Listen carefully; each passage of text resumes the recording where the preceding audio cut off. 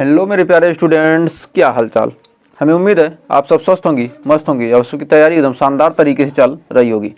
तो स्वागत है एक बार फिर से यूपी एएनएम के फीमेल हेल्थ वर्कर के नर्सिंग क्लास में। पढ़ रहे हैं मिडवाइफरी एकदम शानदार तरीके से। लेक्चर नंबर 49 होने वाला है। तो मान के चलिए 50 लेक्चर में 1500 क्वेश्चन।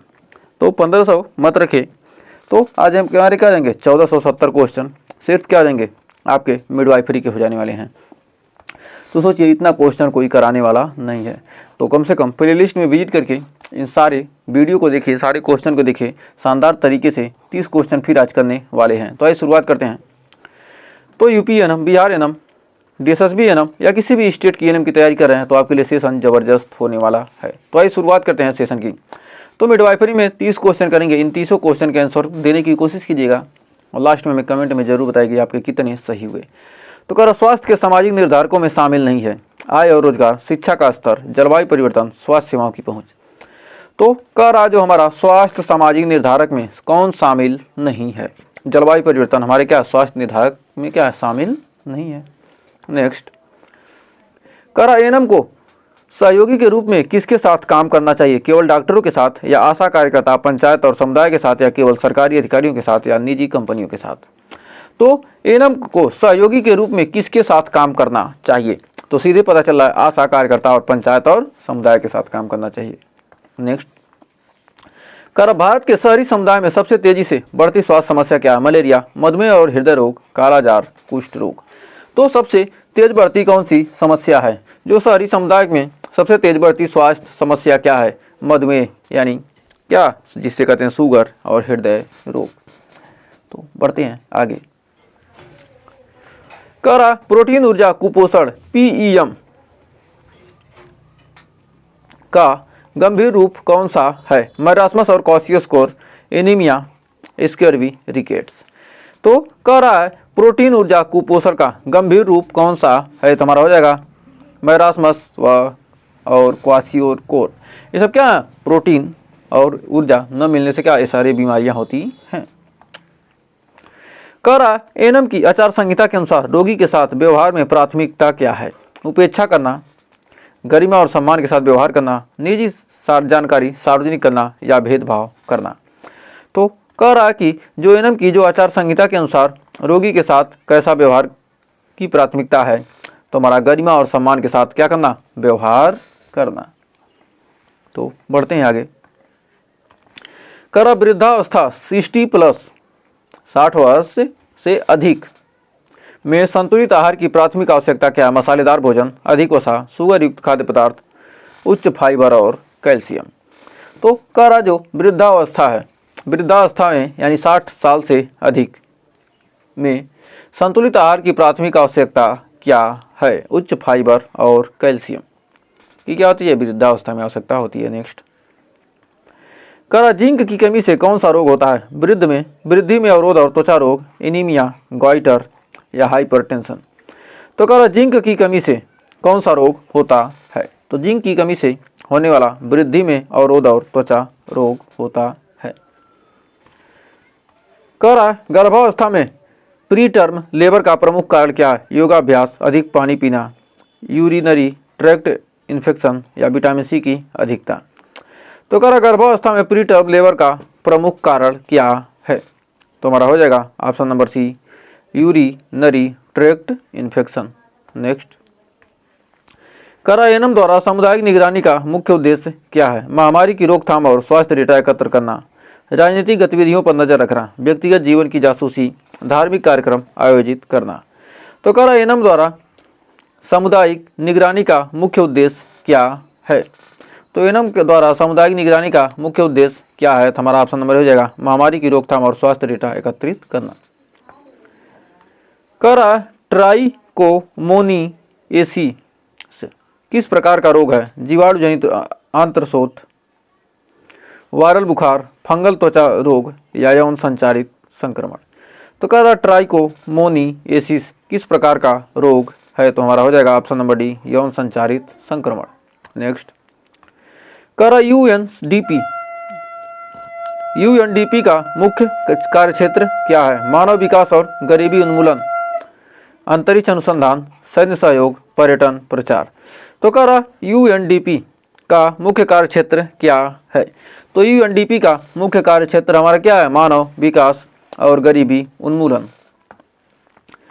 फिर कह रहा आयोडीन की कमी से कौन सा रोग होता है? एनीमिया, गॉइटर और मानसिक मंदता, रतौंधी, बेरी। तो आयोडीन की कमी से कौन सा रोग होता है? गॉइटर मतलब घेगा। तो आयोडीन की कमी से होने वाला रोग क्या है? घेगा और मानसिक मंदता। तो बढ़ते हैं आगे। करा प्लेसेंटा एक्रेटा की जटिलता क्या है? गर्भपात, भ्रूण का विकास रुकना, प्रसव के बाद गर्भाशय का अत्यधिक रक्तस्राव या माता को बुखार। तो करा प्लेसेंटा एक्रेटा की जटिलता क्या है? तो प्लेसेंटा एक्रेटा की जटिलता हमारी है प्रसव के बाद गर्भाशय का से क्या होगा? अत्यधिक रक्त का स्राव।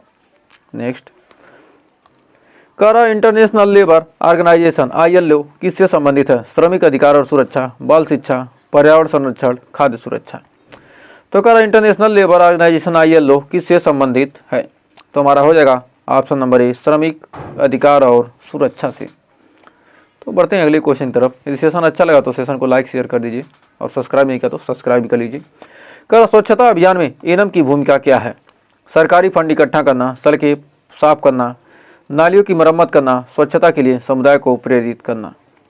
तो कह रहा स्वच्छता अभियान में एनम की भूमिका क्या है? तो स्वच्छता अभियान में एनम की भूमिका होती है स्वच्छता के लिए समुदाय को क्या करना? प्रेरित करना, कि क्या हो सभी लोग स्वच्छता पूर्वक रहिए। नेक्स्ट, खरा विटामिन के की कमी से क्या होता है? रक्त का थक्का न बनना, हड्डियों का कमजोर होना, त्वचा का फटना, मांसपेशियों में दर्द। तो विटामिन के की कमी से क्या होता है? रक्त का थक्का नहीं बनता है।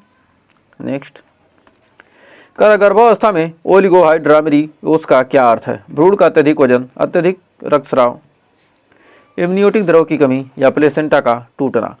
तो गर्भावस्था में ओलिगोहाइड्रामेनियोस का क्या अर्थ है? एमनियोटिक द्रव की कमी। केयर इंडिया का प्राथमिक उद्देश्य क्या है? गरीबी और सामाजिक अन्याय का मुकाबला, राजनीतिक अभियान चलाना, धार्मिक प्रचार, सैन्य प्रशिक्षण।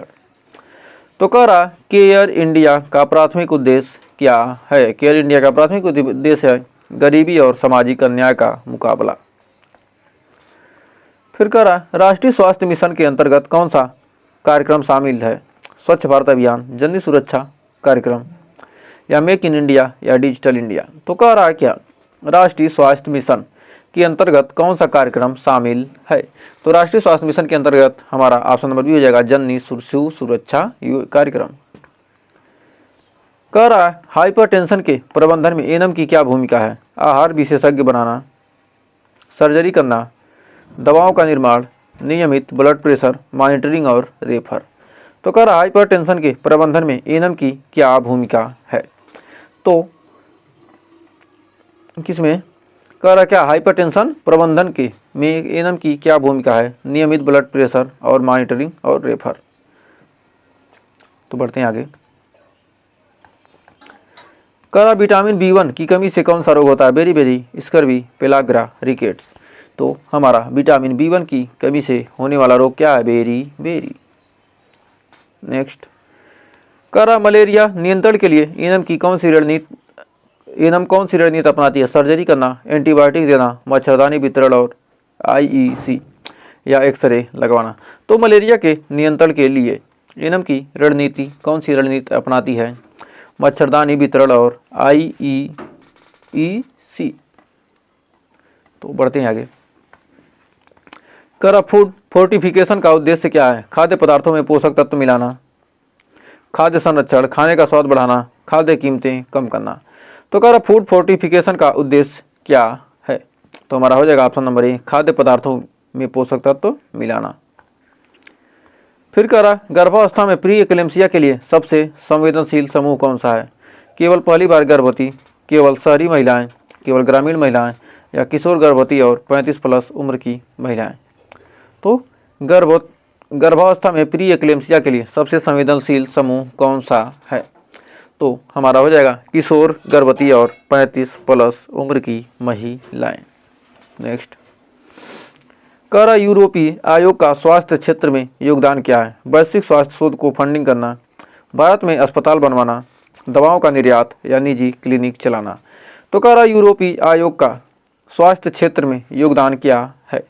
तो हमारा 25 का राइट आंसर हो जाएगा ऑप्शन नंबर डी, निजी क्लिनिक चलाना। यूरोपीय आयोग का स्वास्थ्य क्षेत्र में योगदान क्या है? वैश्विक स्वास्थ्य शोध को क्या करना? फंडिंग करना। तो हमारा 25 का हो जाएगा ऑप्शन नंबर ए, यूरोपीय आयोग का स्वास्थ्य क्षेत्र में योगदान क्या है? वैश्विक स्वास्थ्य शोध को क्या करना? फंडिंग करना।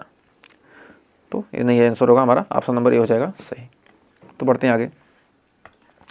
कारण नवजात शिशु में सेप्सिस का प्राथमिक उपचार क्या है? घरेलू नुस्खे, एंटीबायोटिक्स और NICU रेफर या हर्बल दवाएं या मालिश। तो कह रहा नवजात शिशु में जो सेप्सिस है, सेप्सिस का प्राथमिक उपचार क्या है? तो सेप्सिस का प्राथमिक उपचार हमारा है एंटीबायोटिक्स और NICU रेफर। नेक्स्ट, कह रहा भारतीय परिवार नियोजन संघ FPAI का मुख्य लक्ष्य क्या है? धार्मिक शिक्षा, बाल विवाह को बढ़ावा देना, यौन और प्रजनन स्वास्थ्य सेवाएं प्रदान करना या राजनीतिक प्रचार। तो कह रहा भारतीय परिवार नियोजन संघ का मुख्य लक्ष्य क्या है? तो यौन और प्रजनन स्वास्थ्य सेवाएं क्या करना? प्रदान करना। तो बढ़ते हैं आगे। तो कह रहा सोडियम की अधिकता से क्या होता है? उच्च रक्तचाप, हाइपोटेंशन, एनीमिया, हड्डियों का कमजोर होना। तो सोडियम की अधिकता से क्या होता है? तो हमारा हो जाएगा ऑप्शन नंबर ए, उच्च रक्तचाप। तो सोडियम की अधिकता से क्या होता है? High blood pressure. तो बढ़ते हैं आगे। करा गर्भावस्था में एनीमिया के लिए एनम की कौन सी दवा देती है? Steroid, pain killer, antibiotics, iron और फोलिक एसिड। तो करा गर्भावस्था में एनीमिया के लिए एनम कौन सी दवा देती है? आयरन और फोलिक एसिड टैबलेट। तो बढ़ते हैं लास्ट क्वेश्चन की तरफ। करा विश्व बैंक के स्वास्थ्य परियोजनाओं का मुख्य फोकस क्या है? स्वास्थ्य बुनियादी ढांचे का विकास, दवा कंपनियों को लोन देना, निजी अस्पतालों को सब्सिडी या राजनीतिक दलों को फंडिंग। तो कह रहा विश्व बैंक के स्वास्थ्य परियोजनाओं का मुख्य उद्देश्य क्या, मुख्य फोकस क्या है? तो विश्व बैंक की परियोजनाओं का मुख्य फोकस क्या है? हमारा ऑप्शन नंबर हो जाएगा स्वास्थ्य बुनियादी ढांचे का विकास। तो हमें उम्मीद है ये 30 क्वेश्चन आपको अच्छे से क्लियर हो गए होंगे। तो 30 क्वेश्चन में आपने कितने क्वेश्चन सही किए हमें कमेंट में ज़रूर बताइएगा। और सेशन अच्छा लगा तो सेशन को लाइक कर दीजिए और शेयर करना मत भूलिए। तो चैनल को अभी तक सब्सक्राइब नहीं किया, कमेंट किए, लाइक किए, शेयर किए तो सब्सक्राइब भी कर लीजिए, क्योंकि देखने वालों की संख्या ज़्यादा है और सब्सक्राइब करने वालों की संख्या कम है। तो कम से कम सब्सक्राइब तो एक छोटा सा बनता है। नहीं सब्सक्राइब करते लाइक कीजिए, शेयर कीजिए, कमेंट कीजिए ज़्यादा से ज़्यादा दोस्तों में। लेकिन पढ़िए, आप कुछ भी कीजिए, पढ़िए। पढ़ेंगे तभी तो आपका पढ़ेगा इंडिया, तभी तो पढ़ेगा इंडिया। तो पढ़ेंगे तभी सिलेक्शन होने वाला है। तो आज के लिए बस इतना ही। और भी टॉपिक पढ़ना है तो आप प्लेलिस्ट में विजिट कीजिए, बहुत सारे टॉपिक कराए गए हैं और बहुत सारे क्वेश्चन भी कराए गए हैं। तो मिलते हैं नेक्स्ट वीडियो में कुछ और क्वेश्चन था, तब तक के लिए टेक केयर।